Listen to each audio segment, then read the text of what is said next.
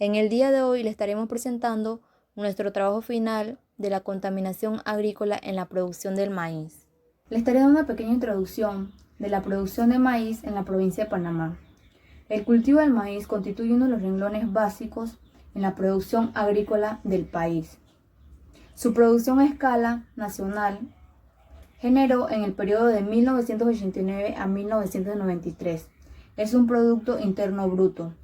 Tiene promedio equivalente a 60 millones de balboas anuales.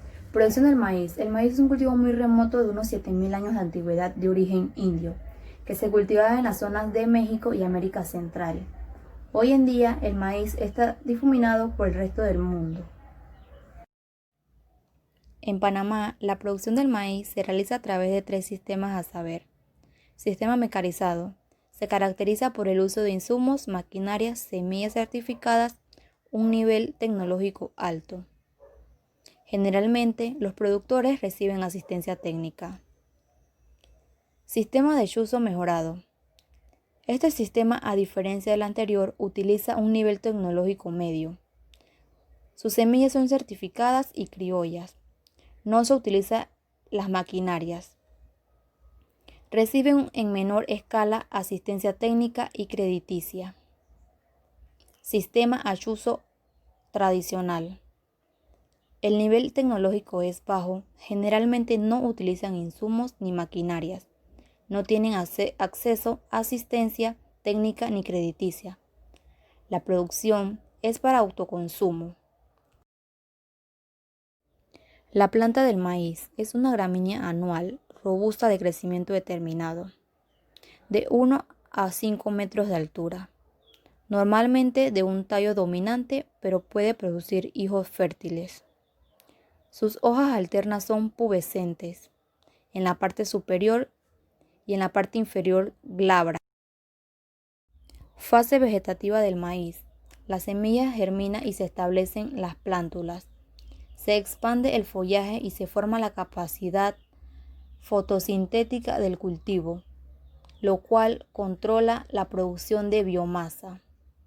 Esta fase determina la formación de la mazorca y por tanto el número de mazorcas por plantas y el número de granos por mazorcas. Esto es la fracción cosechable de la biomasa. Principales provincias donde se concentra la producción por hectáreas sembradas de maíz son Los Santos con 1.616.204 quintales, seguido Veraguas con 16.417 quintales y por último Chiriquí con 109.116 quintales.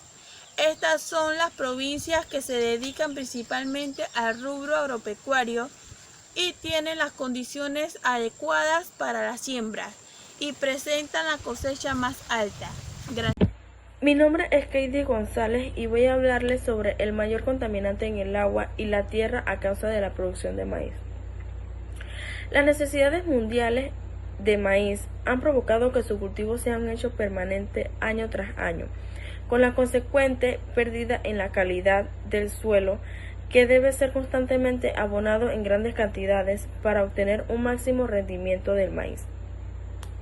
Cuando los cultivos de maíz son abonados, parte de los compuestos son absorbidos por las plantas, aproximadamente un 35%, pero otra parte importante, en torno al 5 o 20%, se pierde por lixiviación.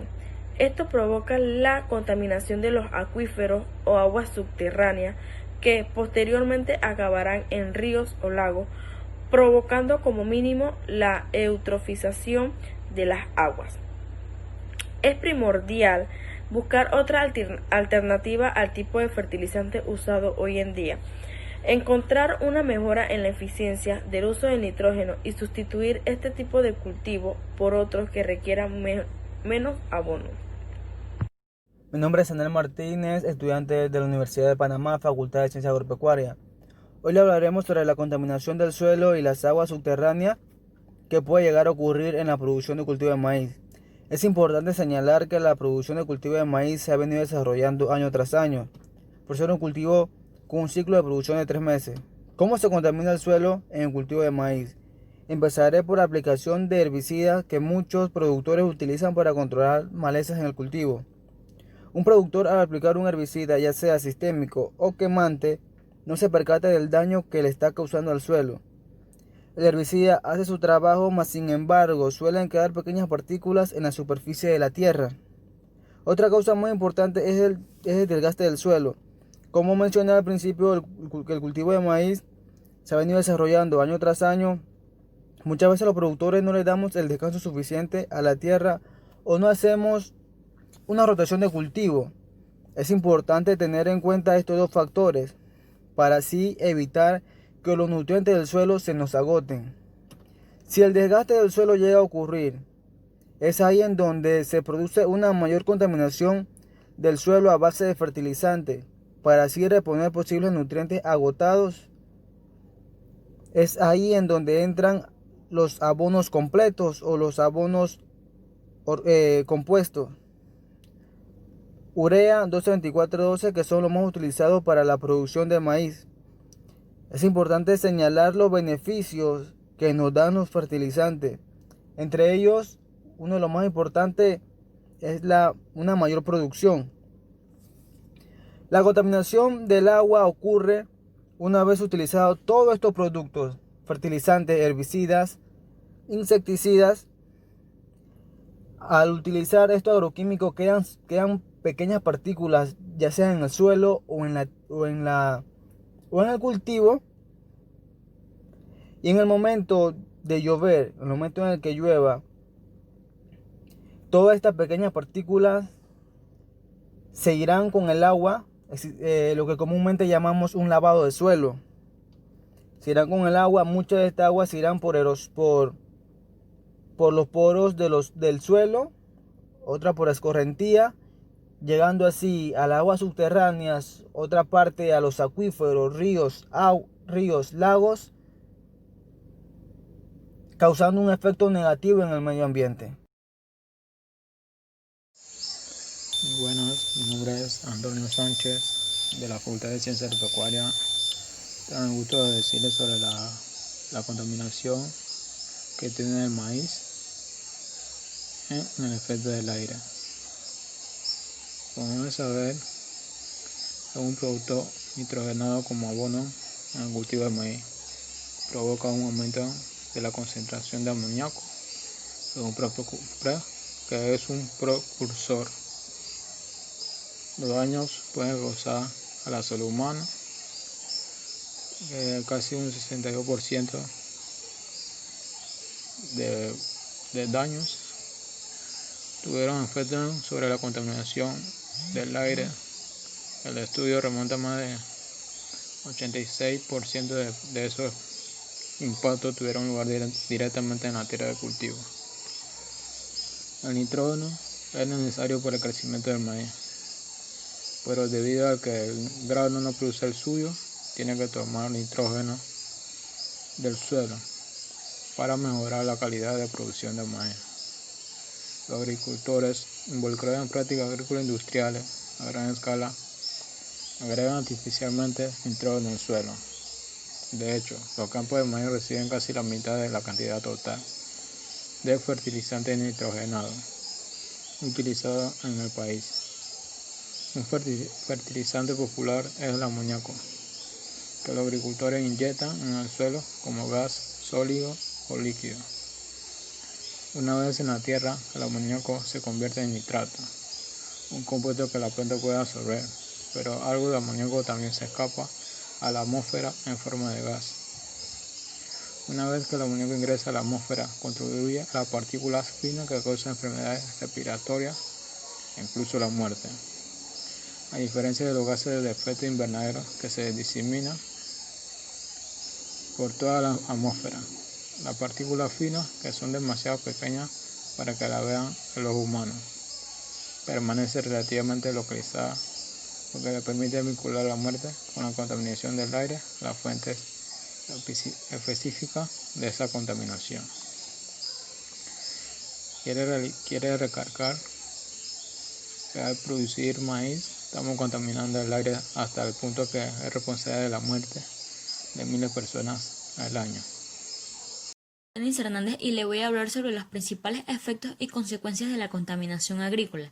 La contaminación agrícola es un tipo de contaminación producida por el hombre, como muchas otras contaminaciones. La agricultura siempre ha causado grandes problemas en el medio ambiente, como el corte de árboles para poner las cosechas y las nuevas tecnologías para mejorar los cultivos, así como pesticidas y fertilizantes.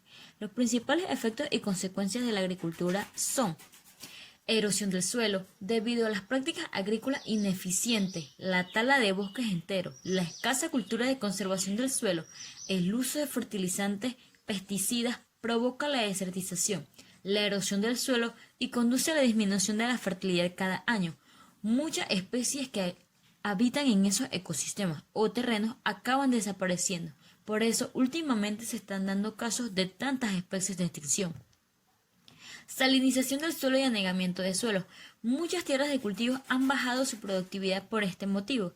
Se debe a que muchas tierras son encharcadas con el agua de la lluvia. Al evaporarse esta agua, las sales diluidas en ella se quedan en la superficie, salinizando demasiado las tierras de cultivo. El uso abundante e innecesario de fertilizantes y plaguicidas. Estas sustancias se deben de usar con unas cantidades necesarias sin pasarse o simplemente no se deberían utilizar. Están cargadas de sustancias químicas que no se encuentran en la naturaleza. Una vez que se han rociado, no desaparecen por completo. Parte de ellas se mezcla con el agua y se filtran en el suelo. El resto es absorbido por la propia planta. Esto provoca la eutrofización de los mismos, matando a miles de seres vivos que habitan en esos ecosistemas. Muchos acuíferos se han contaminado con demasiados nitratos en algunas zonas, hasta el nivel de provocar la muerte de aquel que beba de esas aguas. El agotamiento de acuíferos. En las zonas soleadas y secas hay un gran rendimiento y producción agrícola. Para eso se necesita mucha agua que la sacan de los acuíferos. Si se saca mayor cantidad de agua en los acuíferos que la que va llegando, estos se van vaciando. Esto sería aún peor si el acuífero estuviera cerca del mar, ya que la bolsa que dejó el acuífero será rellenada con el agua del mar. Agua que, como sabemos, tiene una alta cantidad de sal y que no se puede utilizar para el riego de las plantas y cosechas. Algunos implementos alternativos para evitar la contaminación son: evitar el derrame de productos químicos, optar para utilizar abonos orgánicos, evitar el mal uso del suelo, minimizar el uso abundante e innecesario de fertilizantes y plaguicidas, agotamiento de acuíferos y erosión del suelo.